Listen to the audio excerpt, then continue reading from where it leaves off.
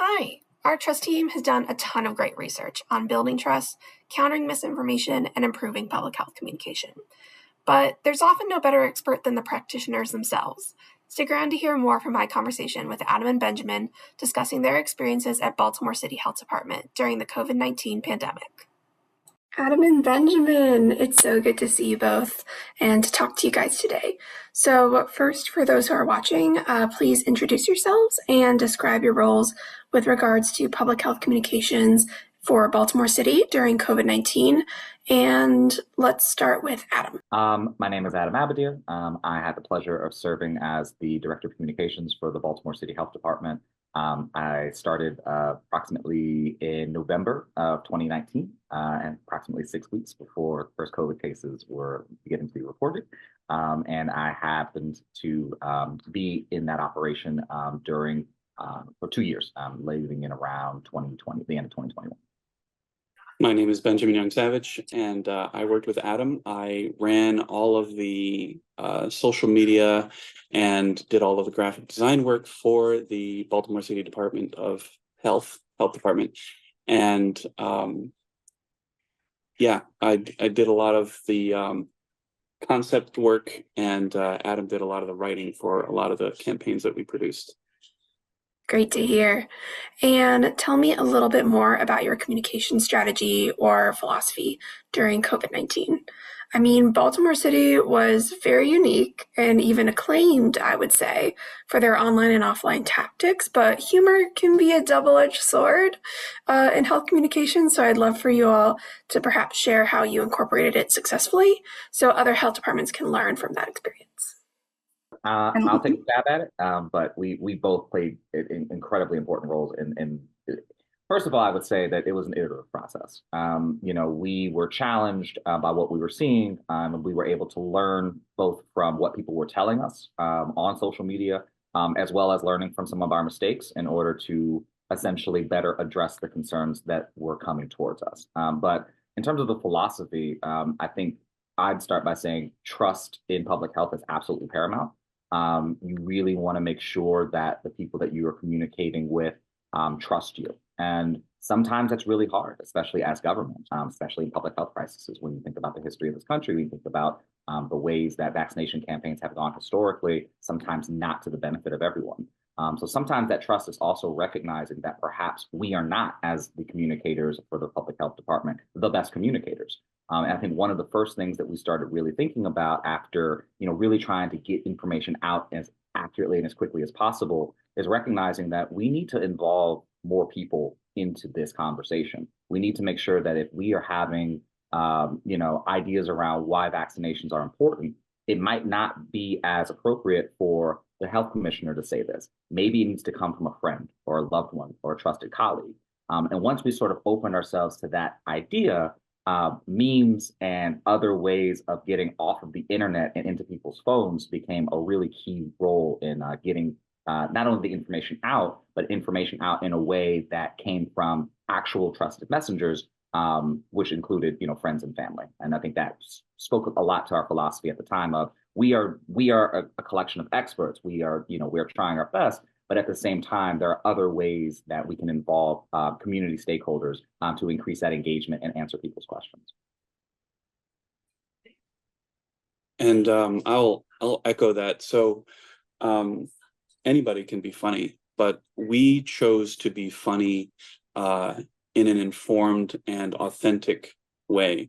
We could have just jumped in and started swinging and had jokes and memes, but that's not actually what we chose to do. I think that's what we got popular for, but our strategy was deeply rooted in the science. Adam and I set up a Slack channel specifically where we had all of the experts at our disposal from the entire health department. And so that whenever anybody asked a question to us online, whether it was in jest or whether it was something very serious, we had a panel of experts at our beck and call to immediately answer those questions. And so we were able to respond with lightning speed to a lot of real hesitancies and a lot of fears that people had. And we also chose to lead with empathy. We understood that Baltimore has a very legitimate mistrust of medicine, given the history of Henrietta Lacks, of the segregation of Baltimore, of forced vaccination in the streets during other pandemics in the past. Those things have left trauma marks on Baltimore, especially when it comes to the racial segregation. And so we couldn't just jump in and start swinging with comedy. We had to come from a place where we were honest about the science and we were honest and empathetic with people. I mean, one of the first things that we did when we were together is we dragged one of our own former health commissioners. There was a health commissioner who had extremely racist, sexist, anti-Semitic, anti-immigrant points of views, and used those views and to form policies in Baltimore City. And so we wrote an entire thread dragging him and just saying, you know what? This is our actual past. We understand that it's hard to trust us, and we are going to own up to it and not try to hide it or gloss over it with some humor. Now, in terms of philosophy, we took a lot of pointers from some very famous and very successful marketing brands. Wendy's had an amazing account. Steakum still has an amazing account. And we chose to use that kind of humor, that kind of disdain for authority in our messaging, because we understood that the public was just tired. They were tired of being fed bland and boring and monotonous information that wasn't really applicable to them. And so what we did was we tried to use humor as a way to soften the very real and very terrible experience that a lot of people were going through. One of the ways we did that was by taking some of the things that trolls were saying and turning them into actual campaigns. It's one thing to just, put up a poster that says, be safe or stand 6 feet apart or whatever, which we also did. But at the same time, we also took a look at what other people were saying, like pull your mask up, or salads, if you eat healthy, you're not going to have a problem with COVID. And we took the things that people were actually saying, both in our comments and on the street, and turned them into campaigns with the science-backed information of all the professionals we had on our Slack channel. And I think just to kind of uplift something about how to think about social media. Social media is incredibly important. It's necessary. People are on there. People are communicating on there. It's very honest. And sometimes that heat is incredibly intense. And so I always, shout out to mental health. If you're a communications expert, if you're doing comms in the public health space, take the time that you need, because you're gonna get, that heat, that anger. But I think that in between getting cussed out, there are legitimate questions there, and you're getting legitimate feedback. It's almost like real-time focus grouping all of your things. And so making sure that, and I think Benjamin hit it, on the head earlier, right? We have to make sure that we're differentiating between honest questions or hesitancies and people who just woke up one day and decided that they are going to influence as many people as possible to do something that's not in their best interest. And I think we did a really good job of treating people with empathy, as Benjamin said.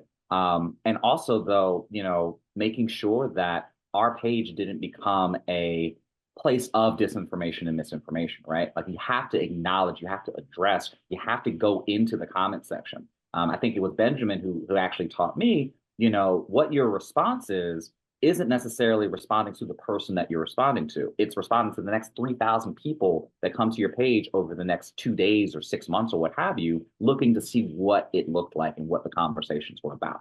And so recognizing that you can't allow your own page to be a misinformation depot, while also recognizing that in between people yelling at you, there are questions. Engagement is incredibly important. And I think that was definitely one of our philosophies. And at the same time, we also just need to make sure that we're listening to our audience. To Benjamin's point, every meme that we put out came from someone in our comment section. Some of our, not social media, actually, I want to take that back for a second. We also had public health experts telling us what they were seeing on the street, having conversations in real life with people. We had an entire community participation model where community ambassadors were asking people questions about vaccine hesitancy, what they needed. So a lot of our contact tracers, for example, were telling us things like, hey, people are going to restaurants, people are going to brunch, people are doing these activities without being vaccinated. What can we do to kind of uplift this particular situation? And so we said, oh, we can probably do something interesting on social media about that. And that was sort of how sort of our early campaigns came about, from real life examples, from real life data, and that we were just able to be very honest, transparent, and also accurate about what we were trying to address. And also, like, that came with being honest about stuff that we didn't know.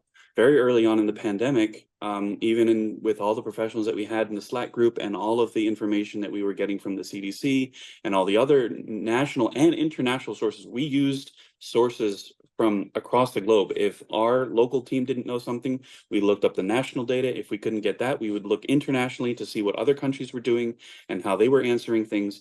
We really did a lot of research for even if it was just a tweet. We did a lot of research for everything as quickly as we could. And if we didn't know something, we were honest about it, because, having canned answers and even like doing the political thing where you pivot and deflect wasn't what people needed at that time. And so, very early on, when they really didn't know how fast everything was spreading, we were honest about that. And we said, listen, we don't know. This is what we guess the data is, but we don't know. And so we're trying to be safe, and we want you to be safe. And that is our entire goal. Everything that we did, Adam and I had a very deep conversation early on, trying to boil down the essence of what the health department was trying to say and what health department was trying to do. And it always boiled down to, we want you to be safe.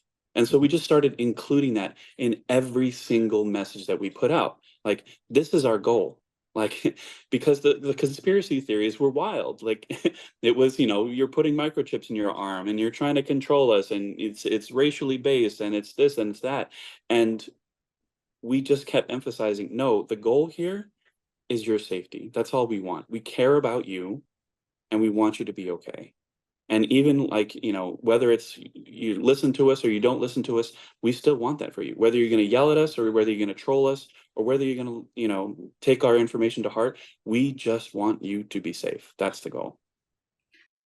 That's a great point, Ben. And you all touched on this just a little bit, but just to get more specific, so misinformation and disinformation were really quite rampant during the COVID-19 pandemic.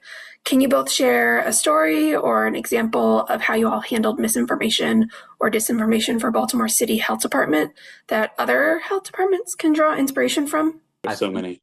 Yeah, right. No, I do want to reiterate some of the really important parts of, one, making sure that you're paying attention to what people are saying and how they're saying it, and responding as quickly as possible. I would strongly recommend, honestly, it's a good model to have even if we're not in a public health emergency, but a rapid response channel to be able to ask a physician, ask a doctor, ask an epidemiologist, hey, is this accurate? What and how can we push back on this in an accurate way? I mean, that is so important, and strategically, to make sure that we're actively engaging and monitoring this information. But I think every single bit of information that we put out came from either a real person, right, or a bot sometimes, right, like somebody who had responded to our page who said something, and instead of ignoring it, instead of trying to hide it. I mean, there's also rules depending on what state you're in, depending on what your institution are. There are also rules about being government and not being able to delete comments, right? So like, you actually do have to engage with folks, because otherwise they're just going to say what they want to say, and somebody will come back in and say, oh, well, if it's on the health department's page, it must be true. So again, going back to that engagement strategy of, even when somebody is wrong, keeping in mind that hate speech is there are certain rules for hate speech or cursing, etc. But I will want to say, a couple of great examples. I really did like the salad campaign, right? Benji, you want to talk about how that was? Yeah, so we created a campaign, and it was called "Salad Doesn't Cure COVID," Connor, and it we used imagery that was very, very heavily inspired by um, really terrible infomercials and um, this Tumblr that used to exist called Bad Stock Photography, where it just, it took the most fake, ridiculous looking stock photography and just made fun of it, because there's a lot of stock photography out there that's not polished, that's just ridiculous. And there was this photo of a very sad gentleman with a lettuce leaf in his mouth. And I had found that, and I had recently been getting a lot of um, uh, commentary on our social media, which centered around healthy living. And there was this misconception early on that healthy people didn't get COVID because, if you were overweight, or if you had pre-existing conditions, that you were going to die from COVID. And we found out, much later, that that was not the case. Healthy people can get COVID and die just the same. And so there was quite a lot of misinformation that was just saying, hey, if you just eat healthy, you're fine, you don't need this vaccine. And so we created this campaign using this ridiculous stock photography as a direct response to those comments. And um, we did it in a way that, that was funny, because it got people's attention. Um, but it also helped talk about um, what actually helps. After we put that up, we were able to have some deeper conversations in the commentary, where we talked about, yes, healthy living is important. The health department will never tell you to not eat And a healthy. salad. The health Right? department. Have some salad, but also get vaccinated too, because this virus is killing people, whether they're healthy or not. Um, and we were able to use that kind of humor, and that kind of the twist of the knife in a lot of different instances. We, like Adam said, we created an entire campaign around brunches, because people were like, oh, it won't hurt if I just go out with my friends just this once. And Right. so we made a campaign that showed a couple arguing about um uh one of the partners, being upset that their partner didn't think that they should go out for mimosas. And we just use those real life situations, but we use the photography to show how ridiculous what they were saying actually was. And I think Having someone with a lettuce leaf hanging out of their mouth is funny, but it's also like, that's really what you're saying, is that eating salads will prevent you from getting a virus. Like, that's ridiculous. And so we're going to show you what ridiculous is, but then also come back and be like, healthy living is important. Diet and exercise is important, but also getting the vaccine is important. So if you're going to listen to us about these other things, listen to us about this thing too. That's such a great example.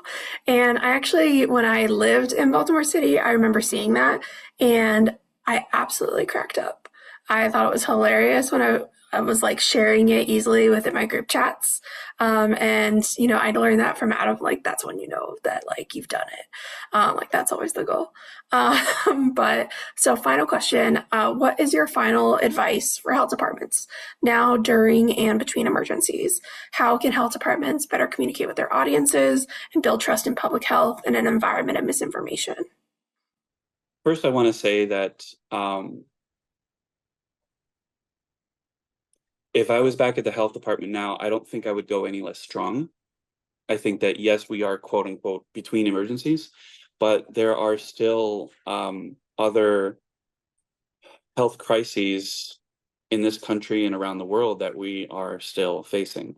I think, and Adam and I, started to get into this a little bit as as our time at the health department came to a close, where we started taking some of the focus and working on other things like sexual health and other kinds of diseases and health issues that were, that affect Baltimoreans.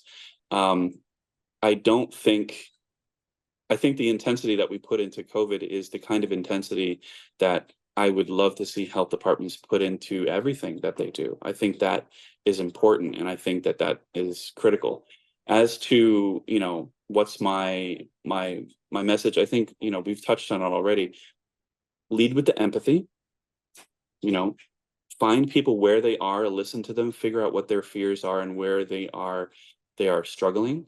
Don't be shy about the science. Use the science as a way to drive the messaging and make sure that everything that you say can be backed up. And if you don't know something, say that too. That's okay to say.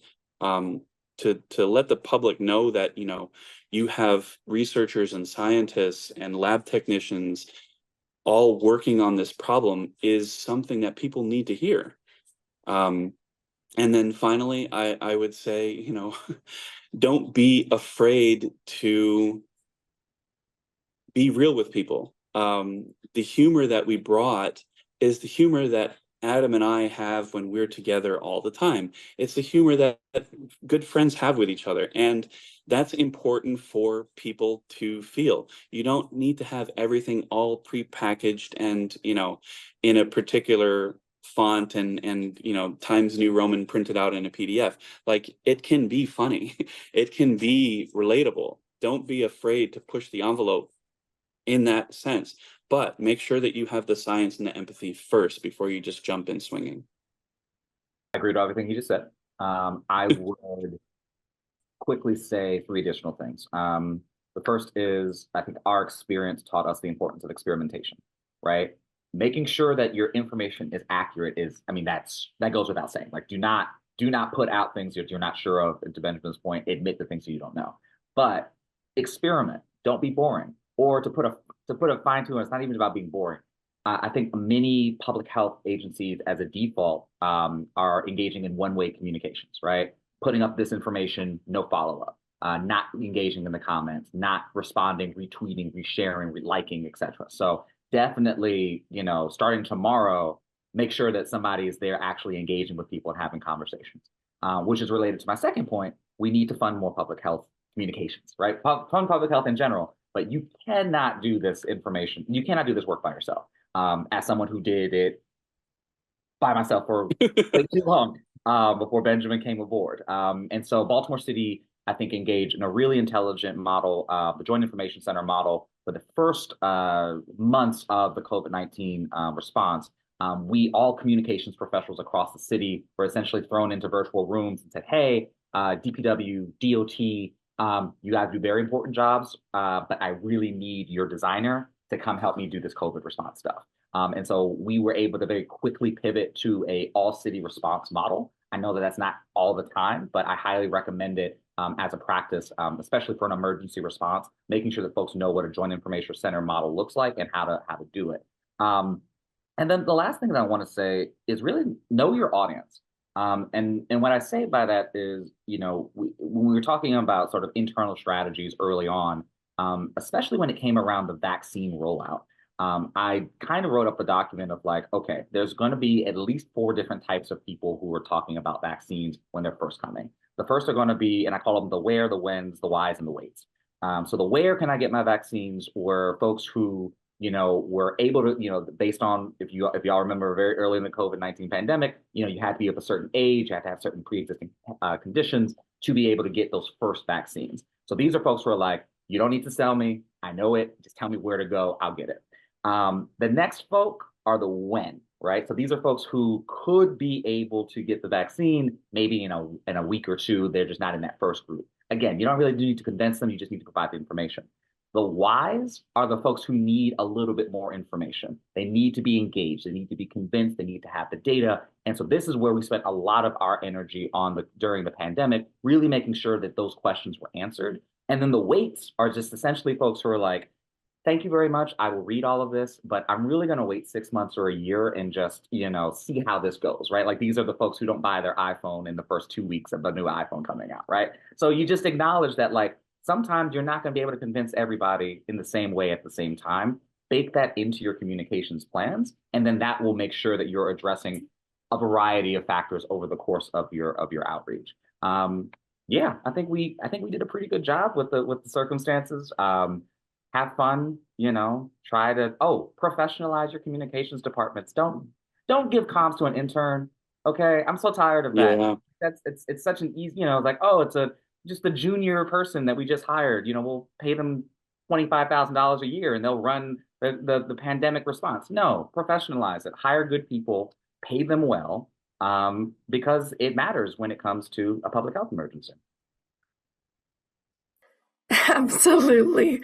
And this is all such great advice. I just want to thank you guys again for taking the time to chat with me today, and hopefully some health departments can learn from your experience. So thank you so much, guys, and have a good rest of your day. Thank you. It's Thank our you. pleasure. Thanks for watching, and for more information, go to our Trust in Public Health website.